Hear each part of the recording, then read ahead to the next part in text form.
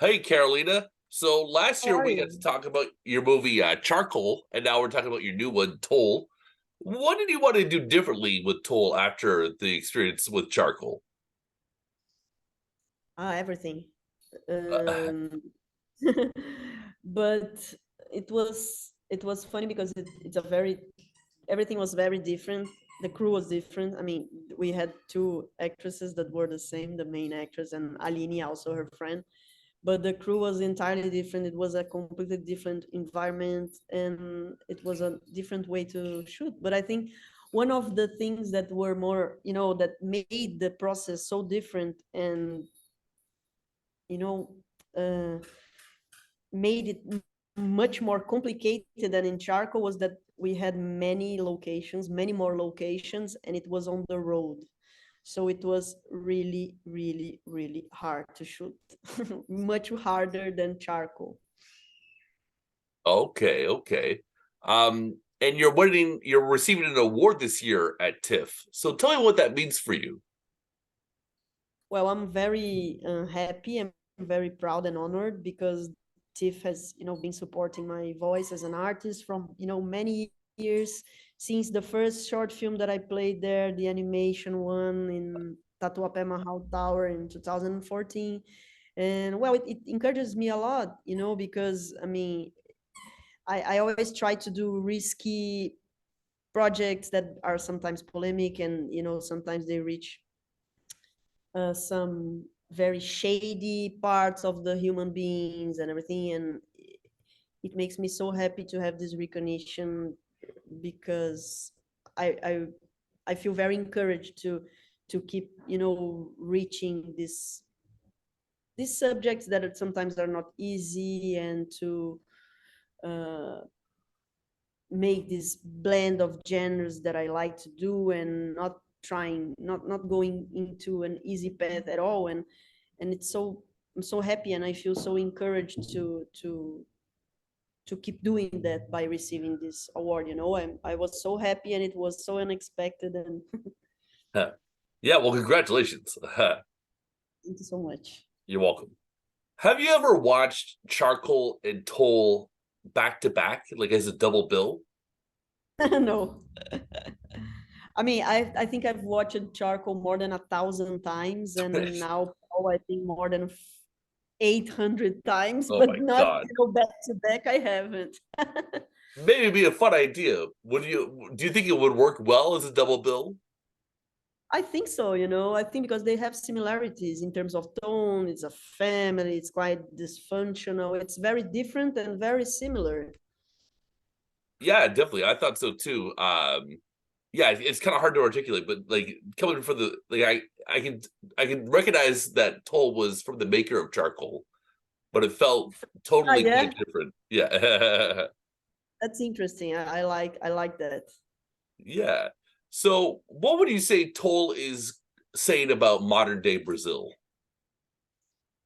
I think that all is again normalizing the pathetic and the ridiculous that we have here, and it portrays a lot of things that seem to be very fictional but are not. I mean, we have like a senator who says that to everyone that, you know kids shouldn't play with Frozen, the Disney cartoon, because she's a lesbian and it will influence their kids. They're like this deputy who comes to Congress and wear wigs to make the transgender look ridiculous and states a lot of things. I mean, it's a circus. So it seems to be very far from reality, but it's very close. So it says a lot about what about conservative Brazilians are believing in, what they are trying to make Brazilian society believe in, to try to make fun of the homosexuals, to try to put violence against the homosexuals. And I think we have a very, very homophobic and conservative and misogynist society here, and that sometimes there is this thing that seems to be a bit easier and funner the way they do that, but at the same time it's always with the same goal, which is to make, people, the LGBT community, to feel attacked and ridiculous. And now I think that, I mean, they are the ridiculous one. I mean, the one who believes in these things and who do this kind of conversion treatment, and that says that, there was actually a politician here that says that the anus is an evil of whole. I mean, oh my God. And people vote for him, so it's very interesting, this weapon to portray those people how they are. Yeah.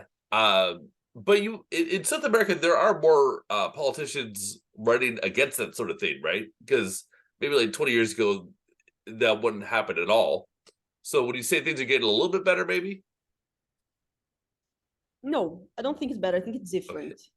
I think people were Okay. more formal 20 years. They were more Okay. formal. They wouldn't be saying that in the Congress, for instance, Right. in that using a wig. So I think there are other ways of doing this kind of violences nowadays. There's social media, which has the power of spreading great things, but a lot of fake news, a lot of bad things, a lot of violence, a lot of things that um I think maybe, yeah, I think people got more empowered, for good or for bad. So I mean, but people are not that ashamed of being homophobic as they should be. That's the point, you know. Oh yeah. We, but what I think is good is that people are revealing themselves more. I mean, the queer community is prouder of itself, and this is, I think, is something very strong. This is very different from 20 years ago, I believe. You have a lot of like public figures that come out with their girlfriends or boyfriend, and I think it's sometimes at some point it normalizes it, which is great. Uh, uh, so I mean, I don't think the homophobic have changed a lot, but people who are the queer is being more empowered. It's less ashamed of being who we are, who they are. So I think this is a big difference, actually. okay. Cool. So what was your most rewarding challenge while shooting Toll? Rewarding challenge. Yes. Well, I think the specific in shooting doll. Well, I think the most rewarding challenge is when I shoot a scene and then I see it and it feels real. It feels like real life. This is something that it makes everything worth it. It's so hard to do films. It's so, oh my God, it's insane. You take years and years to write and then to raise the money and everything. So when you see like the scene, I remember when I was shooting his scene, like singing, and some people in the crew was crying, and we were feeling that it was getting very strong and beautiful, and it was very rewarding to feel that it will work. I always say that we can move to the other scene when I feel it is natural and I feel it's real. But I remember specifically about this scene when I singing in the end of the film that some people of the crew were crying, and then when we wrapped it, everyone was very moved about what he was doing there and his performance and the emotions between mother and him. Hmm, that's cool. So what do you think is the most satisfying thing about creating? About creating, Yes.